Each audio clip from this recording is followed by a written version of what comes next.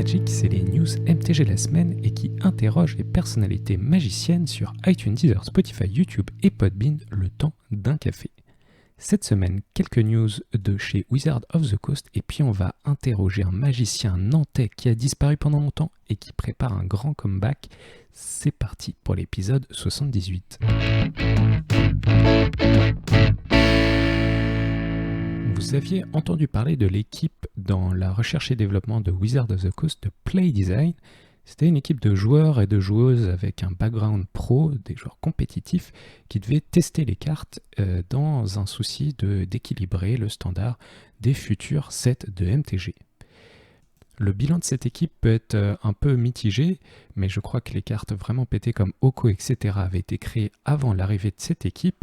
Mais en tout cas, cette initiative avait été vue plutôt d'un bon œil par le public de Magic. Et cette semaine, c'est Melissa DeTora, célèbre joueuse et championne magicienne qui travaille déjà depuis un certain temps chez Wizards of the Coast, a annoncé la création d'une nouvelle équipe qui s'appelle le Casual Play Design. Le but de cette équipe semble être travailler sur le fun des produits plus casual, donc on parle bien sûr de commandeurs multi, ce genre de choses, et pour tenter d'équilibrer les couleurs, peut-être que le vert a été trop fort dans les dernières années, peut-être un peu remonter le blanc. En tout cas, si cette initiative a été bien louée pour l'aspect compétitif, elle a été louée aussi pour l'aspect casual. Surtout avec une femme comme Melissa DeTora à sa tête, ça devrait vraiment bien marcher. Moi, je suis impatiente de voir ce que ça va donner sur les prochains sets. Maintenant, une autre nouvelle qui vient aussi de l'éditeur de Magic Wizards of the Coast qui parle des Secret Lair. On avait déjà parlé la semaine dernière d'un prochain Secret Lair Stranger Things avec des cartes qui viennent de la franchise de cette série de chez Netflix.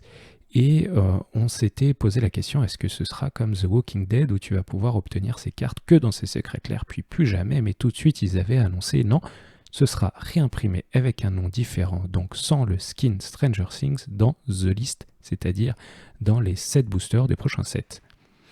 Et là, Wizard a annoncé que aussi pour le fameux Secret Lair The Walking Dead qui avait été tant décrié, qui contenait notamment une créature humain sous le nom de Rick, qui était à peu près jouable en Legacy dans le deck humain, eh bien eux aussi, ces cartes aussi, ils vont les réimprimer dans The List.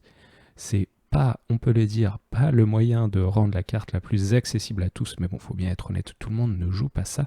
Une bien belle initiative pour rendre les cartes plus accessibles. Et maintenant, des nouvelles qui nous viennent de MTG Prime. C'est un organisateur de tournois à Châteauroux. Ils font des tournois de Duel Commander, ils font des tournois de Modern. Et bien, ils ont annoncé un side event de Modern Duel Commander.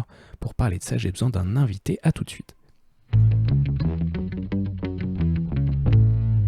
Il a quitté ses terres natales pour rejoindre la capitale de la Bretagne. Depuis, sans Internet, on n'a plus de nouvelles.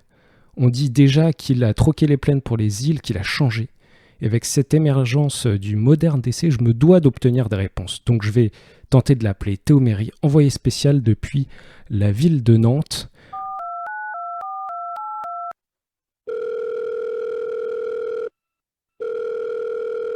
Allô ? Ouais. Allô, salut Théo, comment ça va ? Eh ben écoute, ça va. C'est pas si perdu que ça quand même, Nantes, hein, tu sais. Je sais que c'est au fin fond de la Bretagne, mais non, ça va. C'est juste, j'ai eu des petits problèmes avec l'opérateur internet pour foutre une box. Et du coup, j'ai une espèce de carte 4G un peu pourrie. Et du coup, pour enregistrer un podcast dans de bonnes conditions, c'est pas du tout opti, quoi. Tu m'étonnes. Du coup, j'ai mis ça en pause et j'ai laissé Charles gérer. Mais normalement, d'ici la semaine prochaine, je retrouve Internet. Le grand comeback, ça va être trop bien. Et t'as su trouver la communauté magicienne de Nantes ? Bah écoute, ouais, il se trouve que je connaissais déjà un judge qui était nantais et qui gère l'association en fait nantaise de Magic. Du coup, je suis allé jouer avec eux plusieurs fois. Ils jouent beaucoup en duel commander.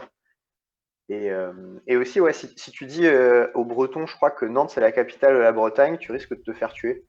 Oui, c'était l'objectif.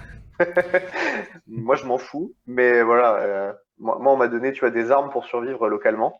Et on m'a dit, alors en fait, c'était l'ancienne capitale, mais maintenant, ce n'est plus en Bretagne. Voilà. Dites dans les commentaires si Nantes c'est en Bretagne ou pas. Bon, j'entends parler depuis quelques semaines là de Modern Duel Commander, du Modern DC. Enfin, on avait entendu parler avant. Et il y a toute une effervescence autour de ça. Et je sens il y a des éléments qui pointent vers toi. C'est quoi cette histoire de Modern DC? Ouais, alors c'est un truc qui remonte à genre 2015 ou 2016 en fait, à l'époque où on jouait à Magic Corporation avec toi, enfin non, quoi qu'à cette époque-là, je suis pas sûr qu'il y était déjà. Non, je crois pas. Mais à l'époque, il y avait JE, Victor Durand, son petit frère, Shervin, et on était un petit groupe comme ça qui faisait des Mhm. PTQ et des PPTQ. Et, euh, et en fait, dans cette boutique, il y a un des vendeurs de l'époque qui s'appelle Rofelos Le fameux. et qui avait lancé un concept. C'était les proxys étaient autorisés à cette époque-là, ce qui était quand même Waouh. assez ouf à Magic Corp. Et pour lancer le format, l'idée c'était, tu avais un général, donc comme en Duel Commander, tu avais 20 points de vie, je crois, 60 cartes, et ben ton général, il devait être l'identité de ton deck. C'est-à-dire si tu joues un général qui était dans les couleurs Esper, donc blanc, bleu, noir, et ben toutes les cartes autorisées dans ton deck étaient blanc, bleu, noir. Et ce format, c'était le Modern Duel Commander, donc la légalité des cartes et correspondait au Modern. Mhm. Et voilà, il y avait pas de banlist. Mais qu'est-ce qui fait qu'on en parle aujourd'hui?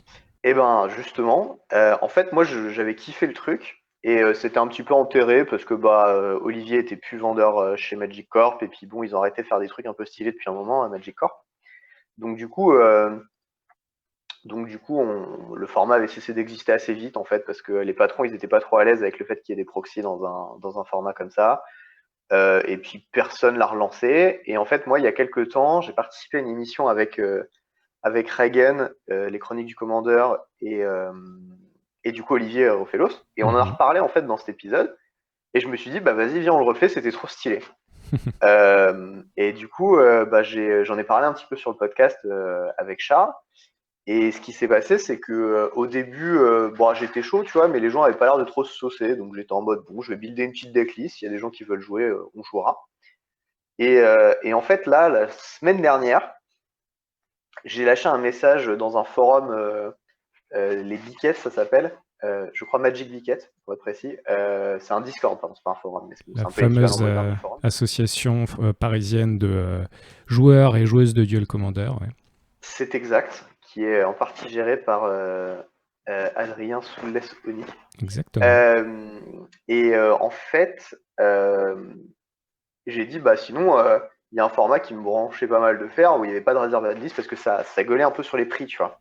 Ouais. Et en fait, il y a un autre acteur de la communauté française, enfin pas que française d'ailleurs, c'est Alicanto, qui m'a envoyé un message, il m'a fait, bah vas-y, viens, on crée un Discord pour lancer ton truc. Et j'étais en mode, ok, chaud, et faisons ça.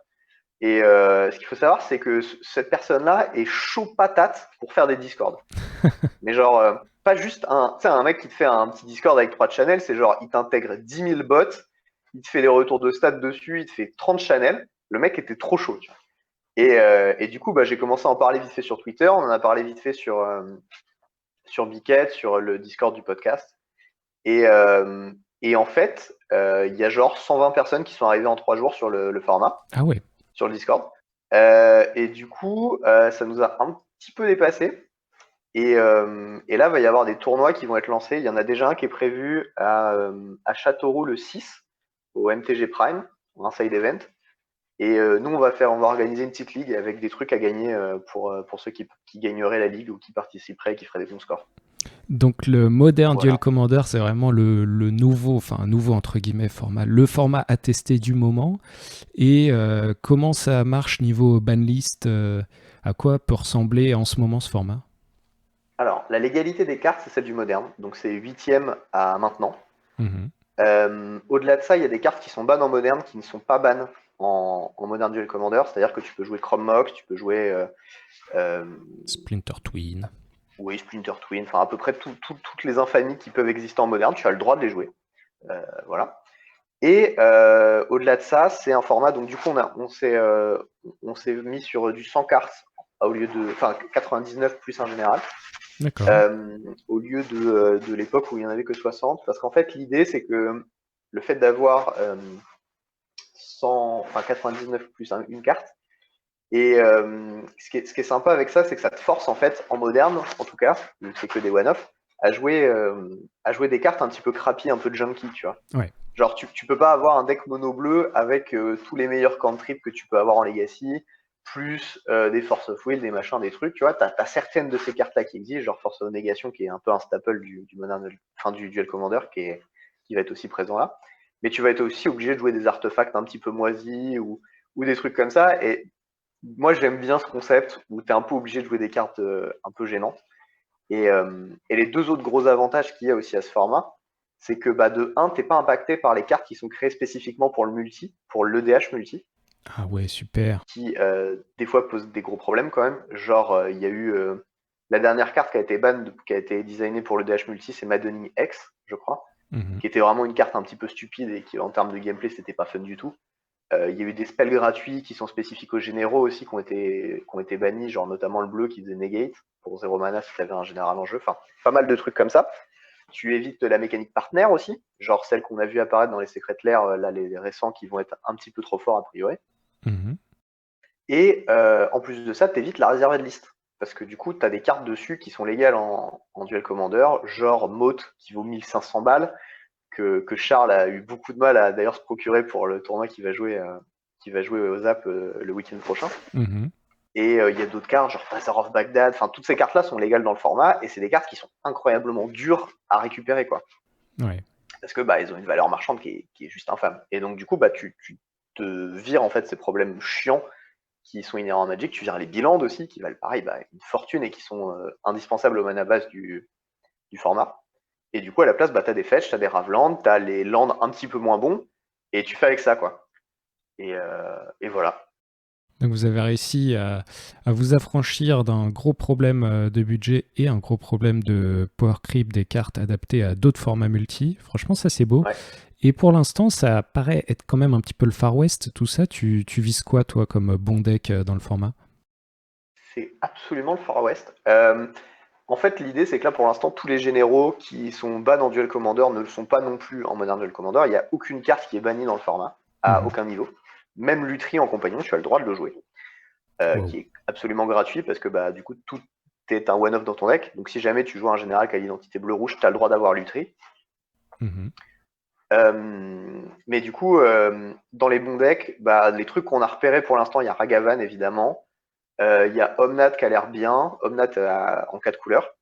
Il y a Urza, il y a Emery, il y a Niv Mizzet 5 couleurs qui a l'air de faire un travail pas dégueulasse, étrangement d'ailleurs, parce que c'est le seul qui est, parmi ceux que j'ai cités, qui est légal en Duel Commander classique.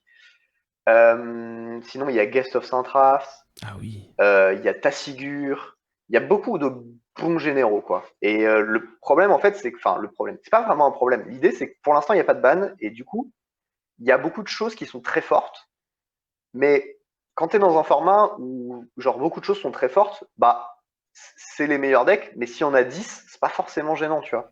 Mhm. Donc, du coup, pour l'instant, on attend un peu de voir comment les choses se goupillent. Il y a Uro aussi qui est légal, dans genre de bonnes cartes. Et une fois qu'on aura vu un peu bah, si vraiment il y a des trucs qui sont trop oppressants par rapport aux autres decks ou des choses comme ça, on commencera à ban. Mais pour l'instant, c'est assez peu probable en fait que sur les prochains mois il y ait des bans parce que bah on va avoir besoin de voir ce qui est fort. On va avoir des retours du coup de la communauté, des joueurs et tout ça qui vont jouer le format.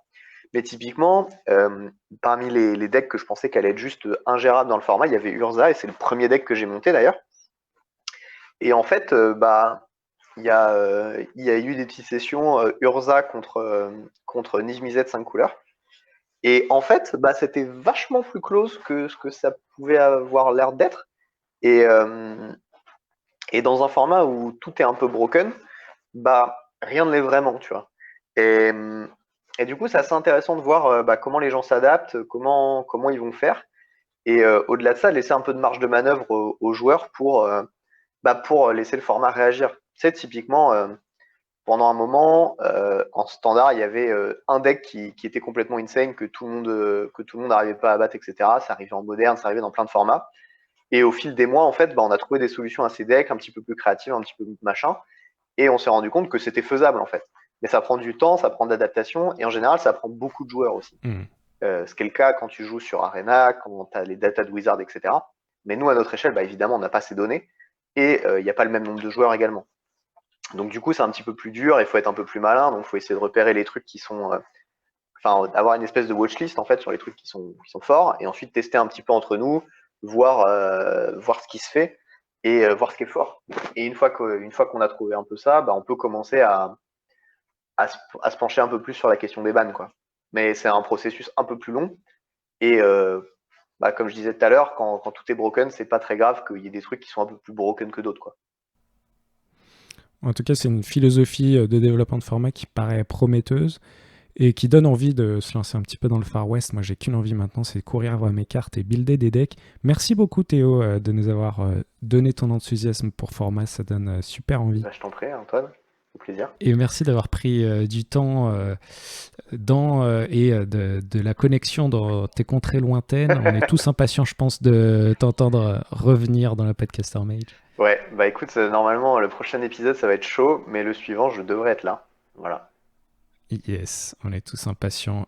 Il y aura, bien sûr, je pense que les gens te connaissent, mais il y aura dans la description quand même les liens pour le Podcaster Mage et tes réseaux sociaux. Super. Merci encore Théo et à bientôt. Ouais, merci Antoine, et puis des bisous tout le monde, ciao. Et bien voilà, content d'avoir eu Théo Méry, et à la semaine prochaine.